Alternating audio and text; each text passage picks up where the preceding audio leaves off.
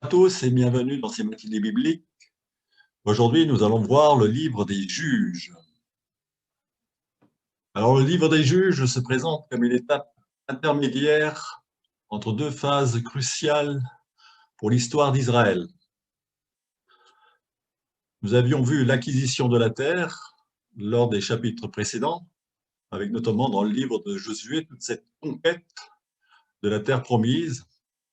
Nous avions aussi vu la distribution des différents territoires en 12 tribus.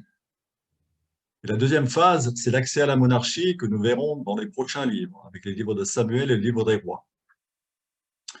Donc le livre des juges apparaît comme un regroupement de textes dans lesquels ont été compilés tous les récits dont le rédacteur final pense qu'ils se sont déroulés avant la période de la monarchie et après la période de la conquête.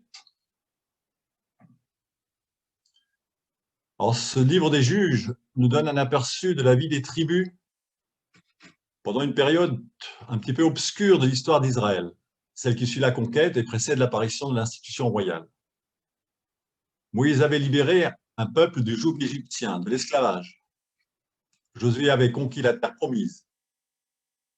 Mais ce peuple ne formait pas encore un État institué, c'est-à-dire une nation et un territoire avec un gouvernement à sa tête. C'est un ensemble disparate de 12 tribus, plus ou moins animées dans un même dessein, qui s'installent en Canaan. Les 12 tribus, on les a vues la dernière fois, ont pour ancêtre les 12 fils de Jacob, dénommés aussi Israël. Elles étaient unies par le pacte de Sichem. Le pacte de Sichem, nous ne l'avons pas étudié, c'est un texte qui relate en fait l'alliance qui a été conclue entre les 12 tribus. Donc chaque tribu a son territoire qui lui est propre, avec un chef propre à chaque tribu. Et il n'y a pas d'autorité politique commune. Telle est d'ailleurs la conclusion du livre des juges, que nous allons voir aujourd'hui. En ces jours-là, il n'y avait pas de roi en Israël, chacun faisait ce qui lui plaisait. Cette anarchie facilita les entreprises malveillantes de leurs voisins, Moabites, Ammonites, Édomites, Amalécites, Midianites et surtout les Philistins, peuple de la mer. J'en dirai un petit mot. Certaines de ces tribus s'éteignirent très vite. On n'en entend quasiment pas parler dans le livre des juges ni dans le livre de Josué. L'une d'elles, par contre, Juda, aura un essor tout particulier car ce sera la souche de David. C'est d'ailleurs du mot Juda qu'est dérivé le mot juif. Alors, le cadre historique se situe entre 1200 et 1020 avant Jésus-Christ, soit une période de 180 années. Et il n'est pas possible de tenir compte de la chronologie relatée dans le livre des juges, car on arriverait à une durée de 410 ans, ce qui est incompatible avec les autres données historiques. Le contexte culturel et cultuel n'est évidemment pas le nôtre. La prostitution sacrée, les rites de sacrifice et toutes sortes d'abominations font partie de cet univers. Nous allons en voir quelques exemples très significatifs. Alors, des slides que vous connaissez maintenant, pour vous bien vous situer la période historique. Donc, Moïse, 1250, vous avez la trame rouge en bas, qui donne ses noms. Moïse, ensuite, vous avez le livre de Josué, que l'on a vu la dernière fois, vers 1200. Et ensuite figure le nom des juges. Donc ici, on en a quelques-uns, Déborah, Gédéon, Jephthé et Samson. Voilà, c'est durant cette période-là que se situe le livre des juges. Donc ensuite viendra Samuel, Saül, David, Salomon. Livre que nous étudierons la prochaine fois, Samuel, notamment Samuel. Alors, la rédaction de ce livre. Les plus anciens récits du livre des juges sont des traditions conservées par les clans et les tribus au sujet de glorieux ancêtres ayant défrayé la chronique. On pense avoir retrouvé quelques traces de Samson et Dalila.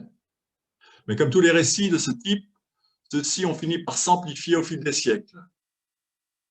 Une première compilation de certains de ces récits a peut-être eu lieu assez tôt dans l'Israël du Nord, vers le IXe siècle.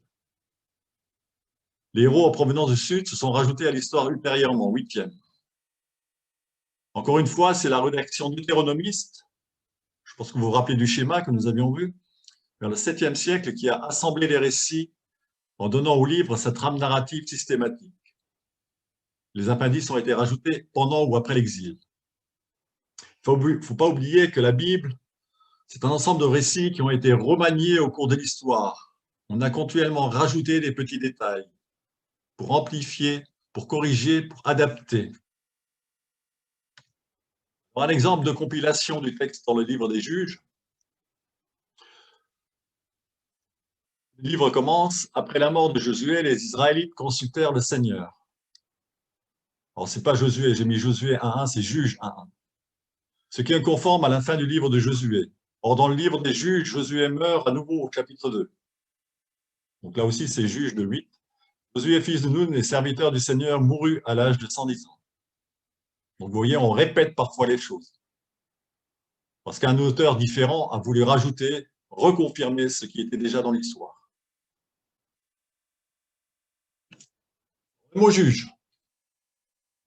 En hébreu, la racine shapat, à l'origine du mot juge, possède un double sens. D'une part, rendre la justice, comme le fait un juge au sein de l'appareil judiciaire. D'autre part, gouverner, diriger. Mais les juges de la Bible ne sont pas des magistrats au sens contemporain du terme. Ce sont des chefs habilités à décider, à conduire les destinées d'un clan, d'une tribu, voire d'un ensemble tribal. Dans le livre des juges, ce sont d'abord des chefs de guerre, capables pour un temps de fédérer plusieurs clans et d'en diriger les forces militaires.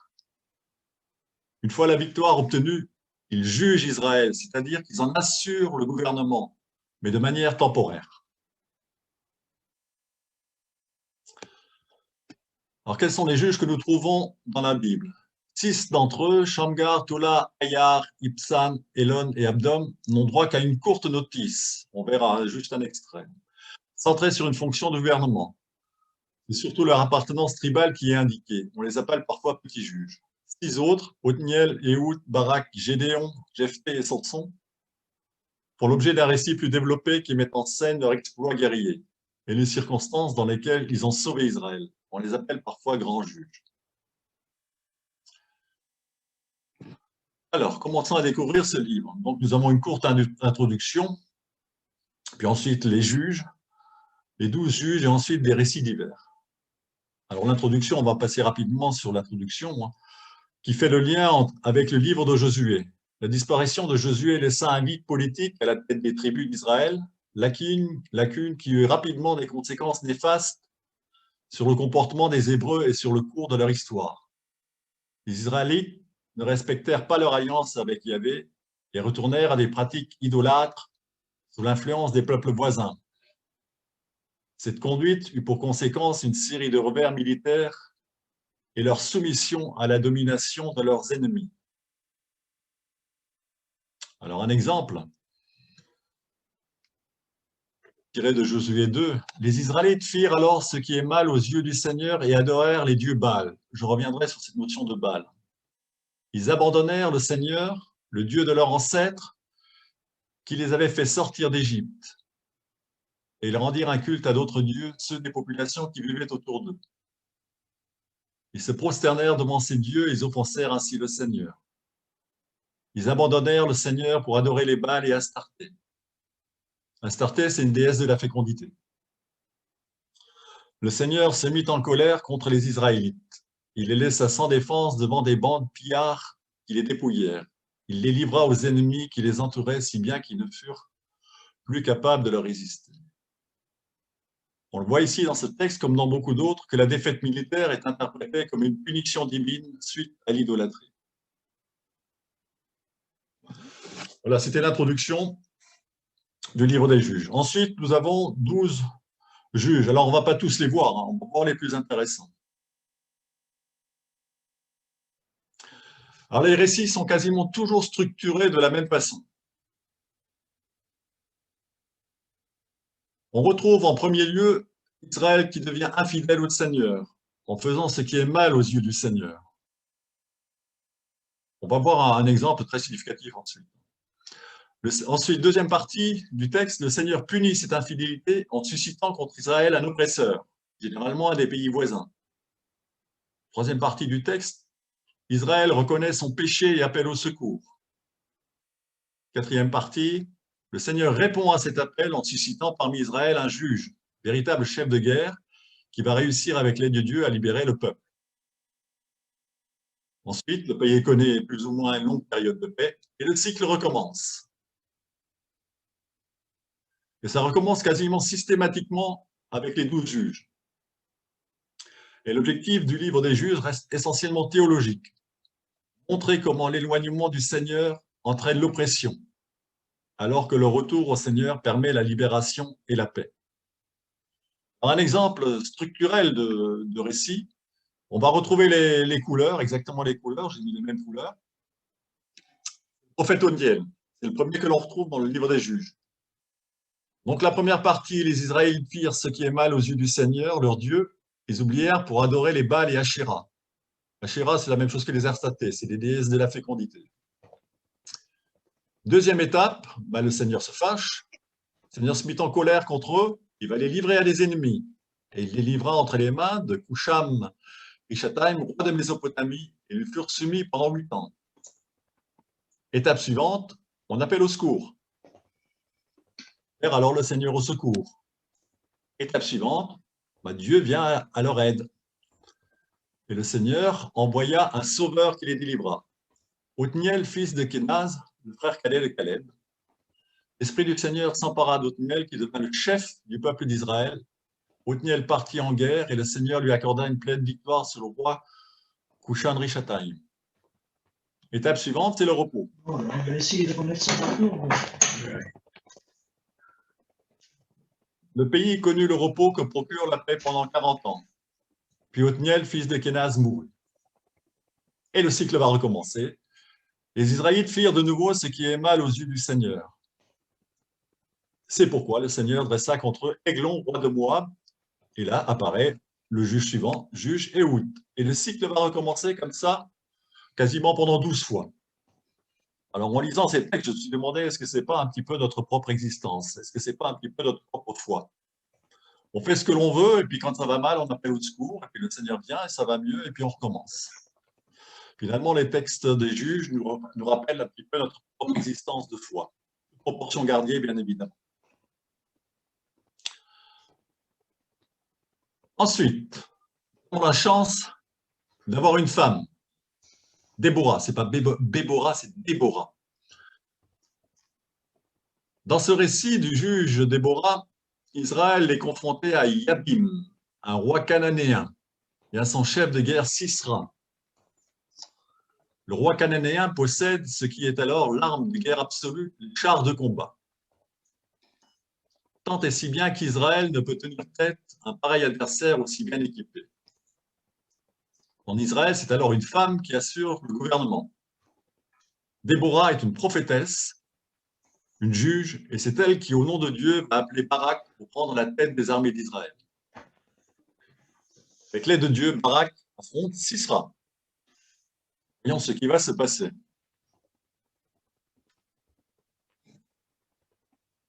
À cette époque, Déborah, femme de Lapidote, qui était prophétesse, rendait la justice en Israël. Elle siégeait sous le palmier de Déborah entre Rama et Bethel, dans la région montagneuse d'Éphraïm.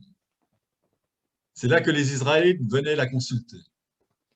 Un jour, Déborah convoqua Barak, fils d'Abinoam, de Kédesh, dans le territoire de Nephtali. Elle lui dit, « Le Seigneur, le Dieu d'Israël, n'a-t-il pas donné cet ordre? Recrute 10 000 hommes dans les tribus de Nephtali et de Zabulon et conduis-les sur le mont Tabor. J'inciterai Sisra, chef de l'armée des Yabim, à venir au torrent de Kishon pour te combattre avec ses chars et ses troupes. Je les livrer entre tes mains. » Barak répondit à Déborah, « Si tu viens avec moi, j'irai, mais si tu ne viens pas, je refuse de m'y rendre. » « Je t'accompagnerai donc, déclara-t-elle. Cependant, tu ne tireras aucune gloire de cette expédition, car c'est à une femme que le Seigneur livrera Sisra. » Voyons la suite. Déborah dit à Barak, « En route, c'est aujourd'hui que le Seigneur va te livrer Sisra.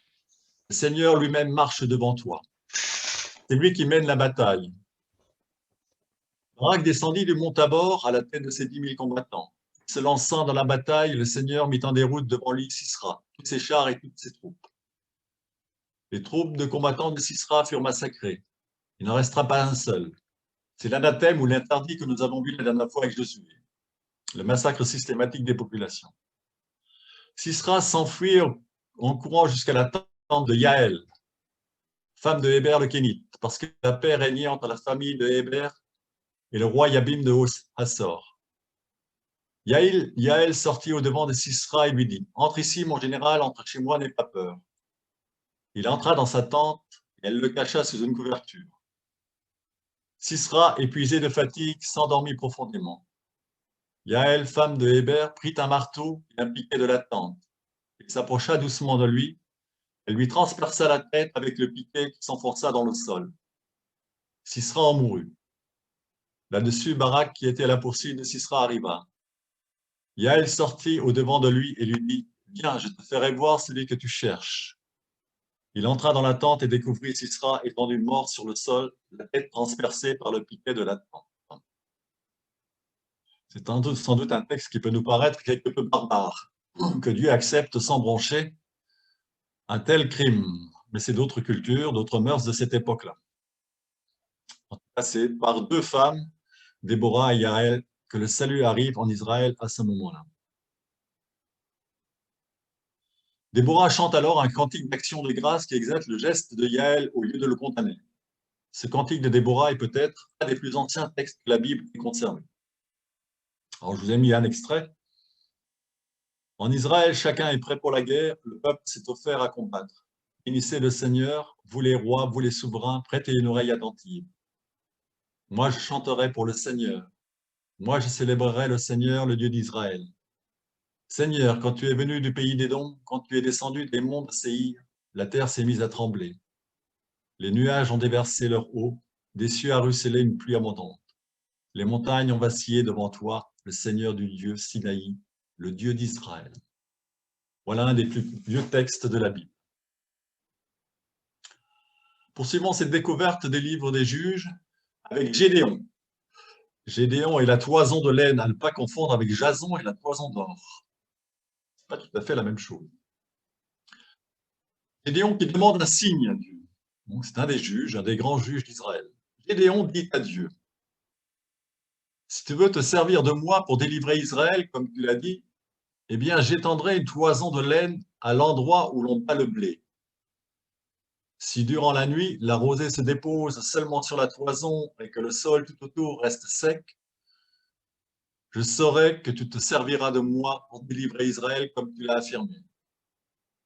Et c'est ce qui arriva. Le lendemain matin, Gédéon pressa la toison et il en fit sortir assez de rosée pour remplir d'eau un bol. Il dit à Dieu, ne te mets pas en colère contre moi si je te demande encore quelque chose. Je voudrais faire un dernier test avec la toison. Il faudrait cette fois que la toison seule soit sèche et qu'il y ait de la rosée sur le sol tout autour.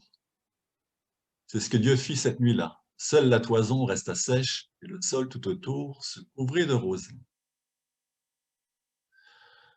Donc à partir de ce texte, on peut méditer bien sûr sur les demandes que nous faisons à Dieu et sur les réponses que nous obtenons.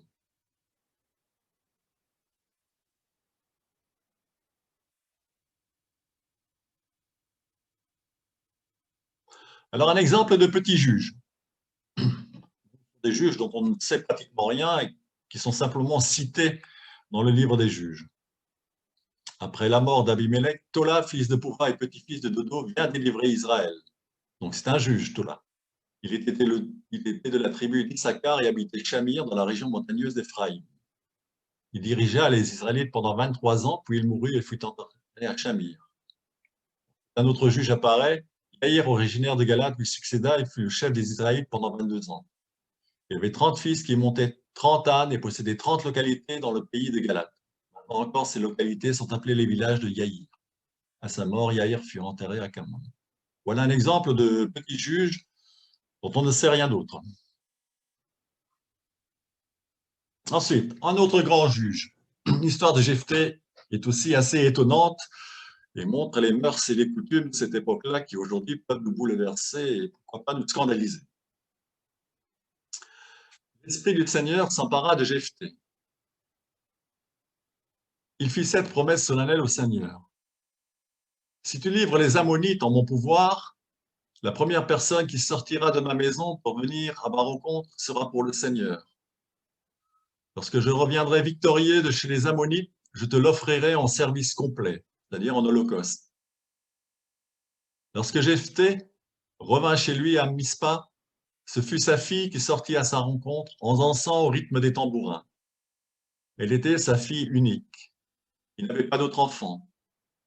Dès qu'il la vit, il déchira ses vêtements et s'écria : « Ah, ma fille, tu me plonges dans le malheur. Tu es toi-même la cause de mon désespoir. J'ai pris un engagement envers le Seigneur et je ne peux pas revenir sur ma promesse. » Elle lui répondit : « Si tu as pris un engagement envers le Seigneur, agis à mon égard comme tu lui as promis, puisqu'il t'a permis de te venger de tes ennemis ammonites. » Un tel texte ne peut que nous choquer. C'est bien évident, sacrifier sa propre fille pour célébrer une victoire nous bouleverse. Le narrateur ne juge pas si le fait de faire un peu de la sorte est légitime ou non, si c'est moral ou non. Mais dans ce texte, il ne semble pas y avoir de porte de sortie. Ce qui a été dit doit être accompli. Pourtant, le livre du Lévitique enseigne que lorsqu'une fille est vouée à Dieu, son père peut verser 10 cycles d'argent au sanctuaire pour se libérer d'un vœu contracté par une personne offerte au Seigneur. Jephthé était-il si radin qu'il ne voulait pas faire cette dépense? Ou alors cet échange proposé par le livre de Lévitique n'était-il pas encore en application? C'est dans toute l'explication la plus vraisemblable. Mais nous ne savons rien. Le récit lui-même n'envisage aucune autre avenue que le sacrifice de la fille. Le message de ce récit est de faire attention à ce que l'on promet à Dieu. Question, avons-nous déjà négocié, marchandé avec Dieu dans la prière? Je pense notamment au récit de Sodome et Gomorrhe dans la Bible. Nous voyons un marchandage, s'il y avait 50 justes, 40 justes, 30 justes, 10 justes. Et il n'y a pas eu 10 justes. Une anecdote que me raconte souvent mon épouse. Son papa connaissait un médecin qui soignait les malades. Et un de ces malades a décidé un jour de faire un pèlerinage à Lourdes. Et ce médecin a dit, si cette malade guérit, je me fais moine. Et le malade a guéri. Mais l'histoire s'arrête là parce qu'il a dit, ah non, non, je ne me ferai pas moine. Donc il faut faire attention à ce que l'on promet à Dieu dans la prière. Ensuite, peut-être le plus connu des juges, Samson, que vous avez tous connu, notamment avec son épouse Dalila. Pour la petite histoire, Dalida, la chanteuse Dalida, s'appelait d'abord Dalila. Et son régisseur lui a dit que c'était trop biblique. Il va changer son nom. Il a juste changé une consonne de son nom. Donc c'est le dernier grand juge et peut-être le plus connu. C'est un véritable héros des légendes, on l'a parfois appelé Hercule biblique, caractérisé par une grande force musculaire. La naissance de Samson est par elle-même miraculeuse. Sa mère stérile voit sa prière exaucée et bout l'enfant au Seigneur. Il deviendra un nazir, concept que nous avons vu lors d'une précédente séance. Il devra donc s'abstenir de boire de l'alcool et surtout de se couper les cheveux. Son succès en dépend, on va le voir. L'adversaire d'Israël est alors la Philistie. Son sang harcèle et défie les Philistins en tue des milliers grâce à sa force extraordinaire. Un petit mot sur les Philistins, que l'on rencontre très souvent dans ces récits bibliques. Les Hébreux qui s'étaient établis au pays de Canaan furent aux prises avec d'autres peuples des contrées alentours. Les ennemis qu'ils durent combattre avec le plus d'acharnement étaient de redoutables guerriers que le texte désigne sous le nom de Philistins. L'histoire antique nous informe qu'au XIIe siècle avant notre ère, donc durant cette période, tout le Proche-Orient eut à subir une vague d'envahisseurs venus de la Méditerranée, aujourd'hui désignés par l'expression générique de peuples de la mer, et dont certains sont appelés Pélécètes, c'est-à-dire Philistins. La plus ancienne mention archéologique du peuple philistin se trouve sur les murs du temple égyptien de Ramsès III, au XIIe siècle avant Jésus-Christ, Médine Abou. Les Pélécètes sont décrits comme venant du nord par voie maritime et être originaires d'un énigmatique pays de Caftor. Leur origine précise est inconnue, mais on est certain qu'ils déferlèrent avec violence sur les terres cananéennes. Ils s'attaquèrent à l'Égypte et livrèrent contre le pharaon Ramsès III deux batailles géantes, l'une terrestre et l'autre maritime. Les deux affrontements sont représentés en bas-relief sur le temple de Médine Abou, où le roi d'Égypte célèbre sa victoire défensive sur ses agresseurs. Et les Philistins vont s'installer au sud-ouest de la terre de Canaan. Alors Samson. Dans la localité de Sora, il y avait un homme appelé Manoah qui appartenait à un clan de la tribu de Dan. Sa femme n'avait jamais pu avoir d'enfant. Un jour, l'ange du Seigneur apparut à cette femme et lui dit : « Tu es stérile et tu n'as pas eu d'enfant. Pourtant, tu seras enceinte et tu donneras naissance à un fils. À partir de maintenant, garde-toi bien de boire du vin et de toute boisson alcoolisée et ne mange aucune nourriture impure. Car tu seras enceinte et tu auras un fils. On ne coupera pas les cheveux du garçon, car il sera dédié par un vœu au service de Dieu dès le ventre de sa mère. C'est lui qui commencera à délivrer les Israélites de la domination des Philistins. » Ensuite, on va dérouler toute l'histoire de Samson. Samson tombe amoureux, mais il ne s'agit pas encore de Dalila. Un jour, Samson se rendit à Timna, où il remarqua une jeune fille philistine. À son retour, il en parla à ses parents. À Timna, leur dit-il, j'ai remarqué une jeune fille philistine. Demandez-la en mariage pour moi. Ce sont les parents qui jouent le rôle de demande en mariage. Ensuite, nous avons un autre exemple, une autre péripétie de Samson, qui est aux prises avec un lion. Ça a de l'importance pour la suite. L'Esprit du Seigneur se saisit de Samson et de ses mains nues, il mit le lion en pièces, comme s'il s'agissait d'un simple chevreau. Plus tard, il trouva dans la carcasse de l'animal un essaim d'abeilles et du miel. Il recueillit le miel dans ses mains et en mangea.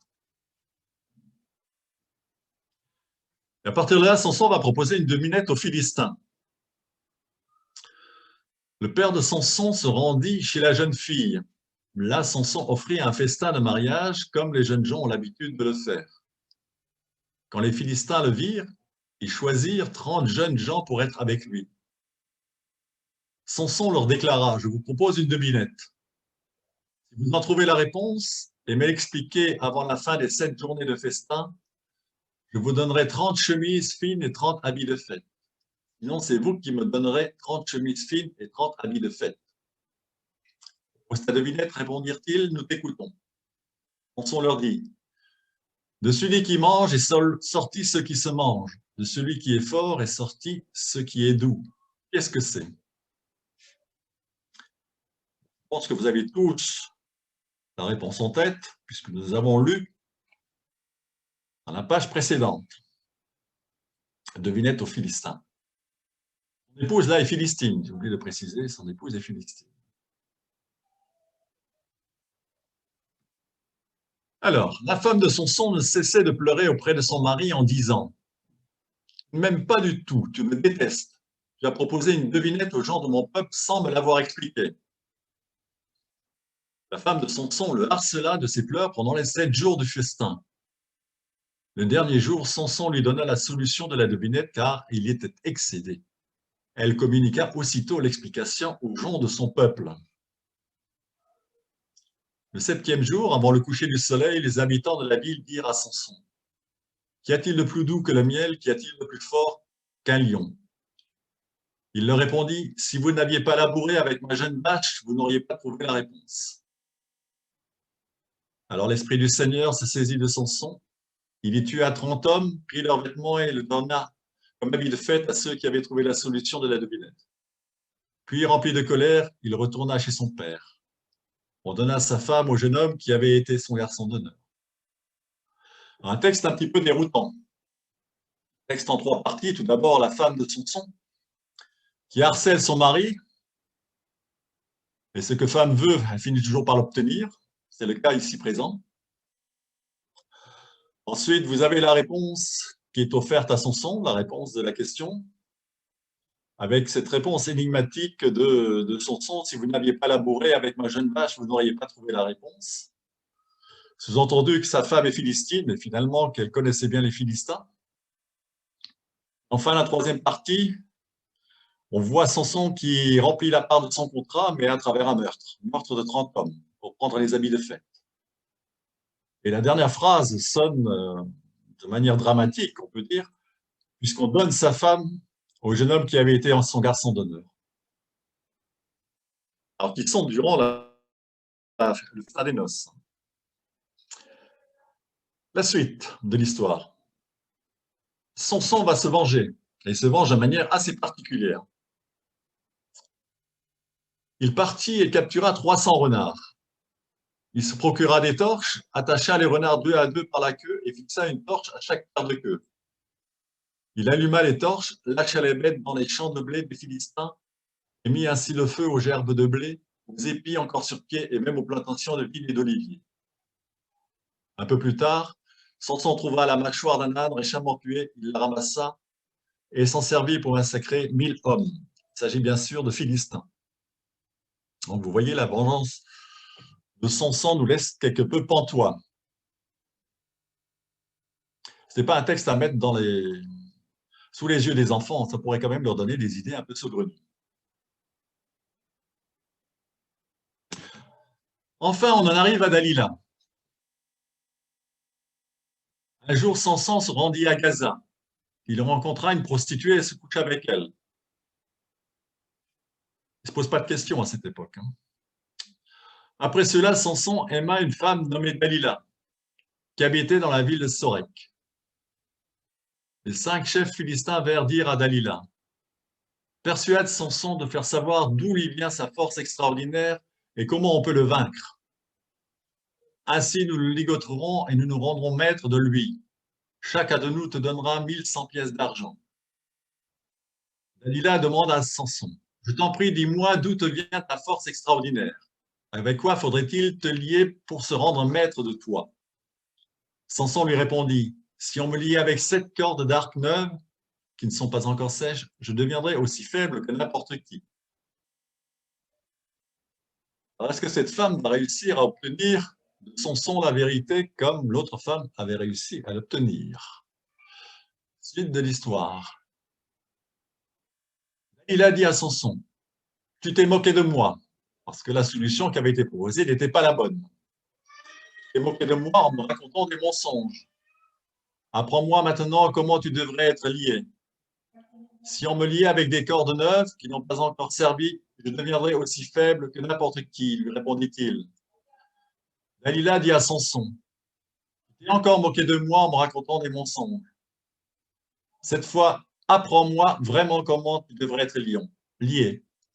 Samson lui répondit: si tu tissais les 7 tresses de ma tête avec les tissus d'un métier à tisser, et si tu les fixais avec le peigne de celui qui tisse, je deviendrais aussi faible que n'importe qui. La bonne solution. Dalila lui dit: tu affirmes que tu m'aimes, mais tu ne m'ouvres pas ton cœur. Voilà 3 fois que tu te moques de moi et que tu refuses de m'apprendre d'où provient ta force extraordinaire. Dalila harcela Samson en répétant tous les jours les mêmes reproches, au point que, fatigué à en mourir, il perdit patience et lui révéla son secret. Mes cheveux n'ont jamais été coupés, lui confia-t-il, car j'ai été dédié par un vœu au service de Dieu dès le ventre de ma mère. Si on me coupait les cheveux, je perdrais ma force et je deviendrais aussi faible que n'importe qui.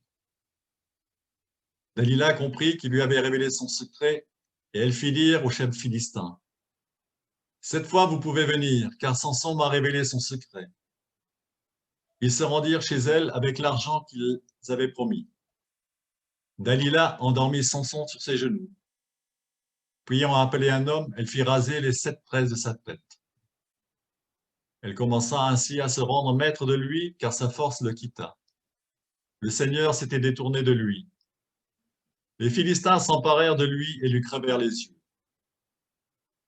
Cependant, ses cheveux qui avaient été coupés commencèrent à repousser. Donc là, vous voyez de nouveau dans ce texte le stratagème qui est mis en place, avec Dalila qui insiste, comme l'autre femme, pour connaître le secret. Finalement, Samson cède à cette femme et lui révèle son secret. Et là aussi, comme l'autre femme, Dalila va révéler le secret, ce qui va permettre aux Philistins de se rendre maître de Samson. Les Philistins qui lui crèvent les yeux. Mais il y a toujours cette parole d'espoir qui se termine, un texte, très souvent dans la Bible, il y a une dernière parole qui termine, qui redonne espoir au peuple ou qui redonne espoir à celui qui est concerné.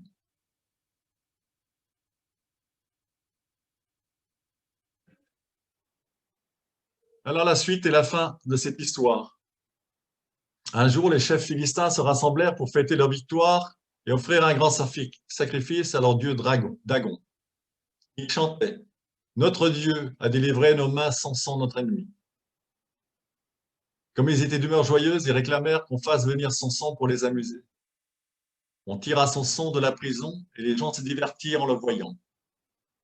Lorsqu'on le plaça entre les colonnes du temple, il demanda au garçon qui le conduisait par la main « Guide-moi pour que je touche les colonnes qui soutiennent le temple.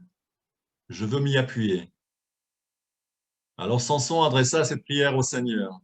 « Seigneur Dieu, souviens-toi de moi. Redonne-moi de la force, rien que cette fois, mon Dieu, afin que d'un seul coup je me venge des Philistins pour la perte de mes deux yeux. » Samson palpa ensuite les deux colonnes centrales sur lesquelles reposait le temple. Il appuya sa main droite contre l'une des colonnes et sa main gauche contre l'autre. Il s'écria que je meure en même temps que les Philistins. Il poussa de toutes ses forces et le temple s'effondra sur les chefs et toutes les personnes qui s'y trouvaient. Environ 3000 personnes sont mortes à cette occasion-là. Donc les cheveux étaient symbole de sa vocation de nazir. C'était le symbole de la force de Dieu, le symbole de la force de l'esprit. Un texte très beau, s'il n'y en a qu'un à lire, dans le livre des juges, lisez cette partie du livre des juges avec Samson et Dalila. Alors je vous ai dit que je vous parlerai un petit peu de Baal, parce que Baal est présent non seulement dans le livre des juges, mais dans de nombreux autres textes. Ici, vous avez un exemple, ils abandonnent l'Éternel et servirent Baal et Astarté. Alors, les Astarté, ça concerne la prostitution sacrée, je vous en parlerai ultérieurement dans le livre d'Osée, le prophète Osée. Alors, Baal est représenté par un homme à tête de veau. Et les Astarté ou Ashéra sont des déesses ressemblant à des vierges. Dans son acception originelle et plus large, le mot Baal avait pour l'Orient syro-phénicien le sens de possesseur, de maître d'une bête, d'un esclave et même maître des citoyens d'une ville. Il fut couramment attribué aux nombreuses divinités cananéennes. Les Baals étaient des dieux locaux associés aux destinées des cités et des bourgades. Chaque ville, chaque sanctuaire avait son Baal particulier qui se distinguait des autres par un titre spécial. Le baalisme était une religion essentiellement agricole. Les Baals étaient en effet les époux et seigneurs du sol. D'eux dépendait la croissance des récoltes, la maturité des fruits, la prospérité du bétail. Ils étaient associés à toutes les entreprises rurales et les cultivateurs, les vignerons, le berger leur vouaient une dévotion fervente. L'inspiration animiste de leur culte n'est donc guère contestable. Ils personnifiaient les forces naturelles, fertilité, germination. Et on les adorait sur les hauts lieux et dans les bocages sacrés. Et lorsque les Hébreux pénètrent en Canaan, le baalisme y était fortement et depuis longtemps établi. En s'adaptant eux-mêmes à la vie agricole, les Israélites, jusqu'alors nomades, eurent tendance à s'approprier telles quelles les institutions et les coutumes imprégnées de baalisme cananéen. Donc le culte du Baal prend place au sein d'une société agraire qui a désespérément besoin de la pluie pour assurer sa subsistance, pour des régions très sèches. Et le dieu Baal habite la montagne et apporte donc la pluie, élément indispensable pour toute agriculture. Baal représente la saison des pluies, l'automne-l'hiver. Il existe un rituel annuel où Baal est symboliquement assassiné par un dieu rival, Mot, dont le nom signifie la mort. et qui représente la saison sèche. Pour le délivrer des enfers, la sœur de Baal, Anat, a revivifié le vieux dieu El, père du panthéon cananéen, au moyen du sang de sacrifices humains. Elle peut alors ressusciter Baal, qui reprend son combat contre Mot et triomphe de son adversaire, marquant ainsi le retour de la saison des pluies. Le culte de Baal va connaître un grand succès auprès des deux royaumes, le royaume du Nord et du Sud, et il comportait deux pratiques abominables aux yeux des partisans de Yahvé, le sacrifice humain et la prostitution sacrée. Donc voilà des rites qui avaient lieu à cette époque-là et que les prophètes vont combattre. Alors, autre aspect que nous trouvons dans le livre des Juges, c'est que c'est un salut guerrier qui est proposé. La notion de juge est très souvent liée à celle de salut. À de multiples reprises, on trouve l'expression « sauver ». Alors, je vous ai mis quelques expressions. Vous retrouvez ce verbe « sauveur », ce verbe « sauver » avec un sauveur. On ne va pas les lire, mais c'est une expression qui revient très souvent. « Je vous sauverai », c'est toujours Dieu qui va sauver Israël, soit de sa propre main, soit par la main d'un juge. On peut lire Juge 3.9, par exemple. Les fils d'Israël crièrent vers le Seigneur, et le Seigneur suscita pour eux un sauveur qui les sauva. Othniel, dont on a lu un extrait, fils de Kénas, frère cadet de Caleb. Donc, une notion de salut omniprésente dans le livre des Juges. C'est un salut guerrier qui va apporter la paix durant une certaine période. Et le cycle va recommencer comme on l'a vu. Et bien plus tard, c'est Saint Jean qui dira « Je vous donne ma paix ». En parlant de Jésus, « Je vous donne ma paix ». Mais pour arriver à cette paix de Jésus, qui ne sera pas dans une paix de violence, il faudra attendre quelques siècles. Autre élément important dans le livre des Juges, c'est le rôle de l'Esprit. On dit souvent que l'Esprit est donné à la Pentecôte, mais le livre des Juges est peut-être le livre où il est le plus souvent question de l'Esprit. Et le livre des Juges nous révèle cette conviction profonde, le Dieu d'Israël est celui qui soutient son peuple aux heures difficiles. Il insiste sur la faiblesse d'Israël et sur la patience de Dieu qui inlassablement envoie des hommes pour délivrer les tribus de l'oppression. La culture et les mœurs alors ne sont pas les nôtres. Le meurtre de Sisera par Yaël, que nous avons vu, le sacrifice de la fille de Jephthé aussi, peuvent nous choquer et ne pas correspondre au Dieu d'amour du Nouveau Testament. Mais ces récits nous apprennent progressivement à découvrir l'action de Dieu qui conduit un peuple en lui donnant des chefs animés par l'Esprit. Aussi, je vous ai mis des extraits du livre des Juges où il est question de l'Esprit. Très souvent, c'est l'Esprit du Seigneur qui descend sur les juges et qui leur donne une force. On l'a vu avec Samson, l'Esprit du Seigneur pénétra en lui. Bien sûr, par exemple, vous avez Juge 14-19, il pénétra en lui et Samson descendit à Ashkelon, tua 30 de ses habitants. Vous voyez que la volonté ici de Dieu n'est pas forcément celle qui sera la nôtre, ni celle du Nouveau Testament. Alors, nous allons passer à la troisième partie. Donc, la première partie, c'était l'introduction du livre des Juges. La deuxième, c'était l'ensemble des juges. Et la troisième partie, nous avons des récits divers. Chapitre 17-21, nous allons voir un exemple qui là aussi peut nous révolter. Donc, c'est une histoire d'un membre de la tribu de Lévi, un Lévite, dont la concubine infidèle était retournée chez son père.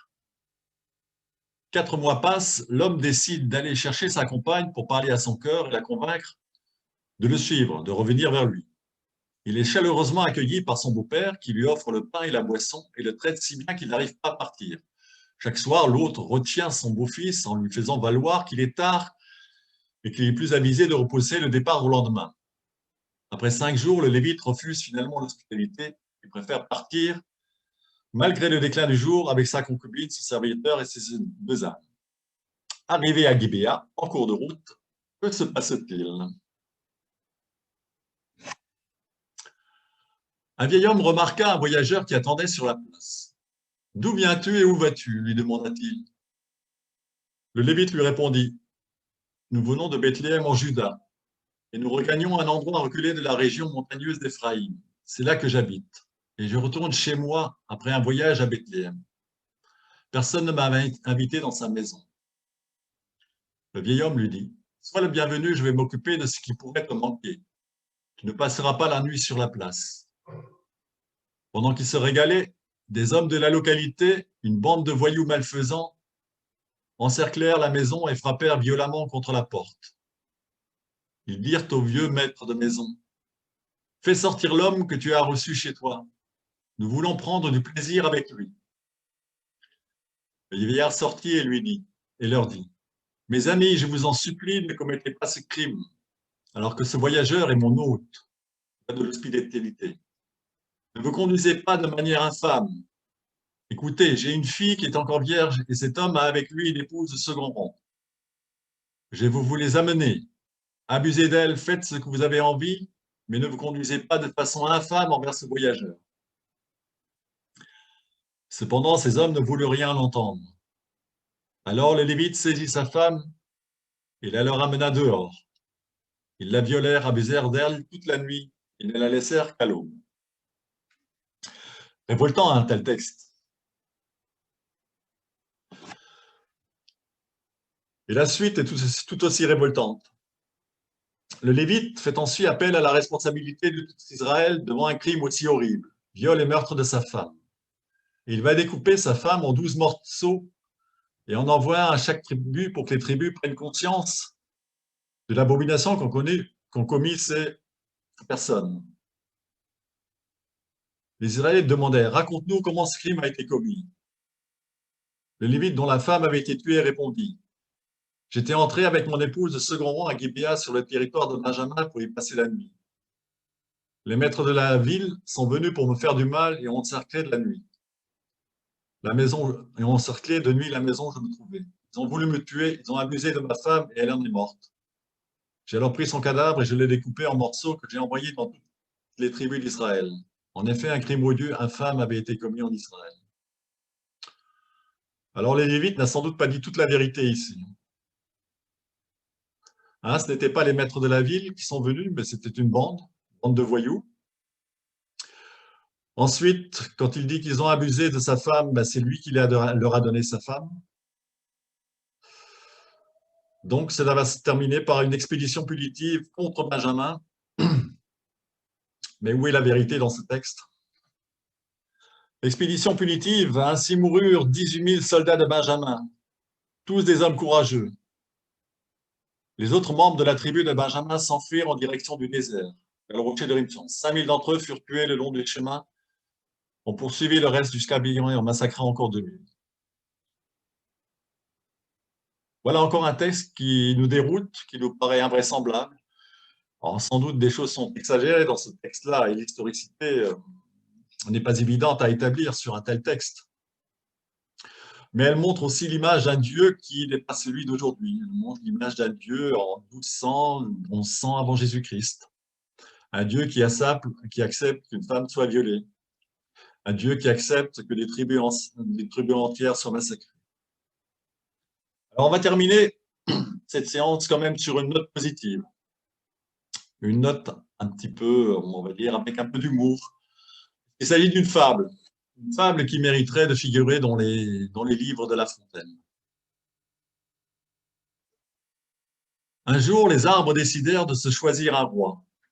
Ils dirent à l'olivier, « Règne sur nous. » Mais l'olivier répondit, « Vais-je renoncer à produire mon huile, appréciée par les dieux et par les êtres humains, pour aller m'agiter au-dessus des autres arbres ?» Les arbres dirent alors au figuier, « Toi, viens régner sur nous. » Mais le figuier répondit, « Vais-je renoncer à produire mes fruits sucrés et délicieux pour aller m'agiter au-dessus des autres arbres ?»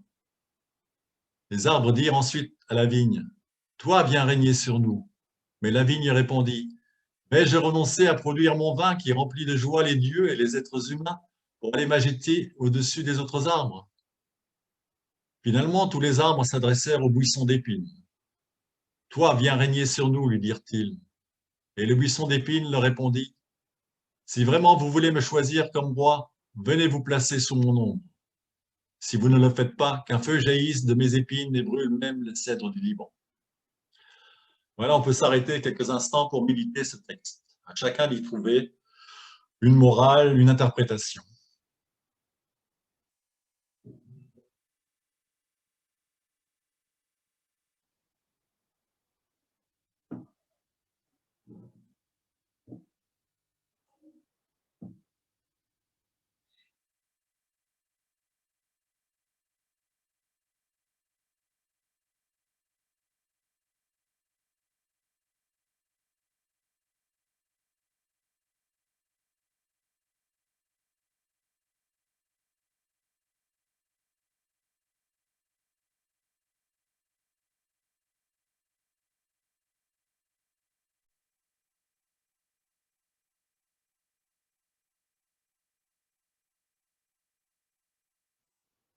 Voilà, je propose de terminer maintenant par un Notre Père.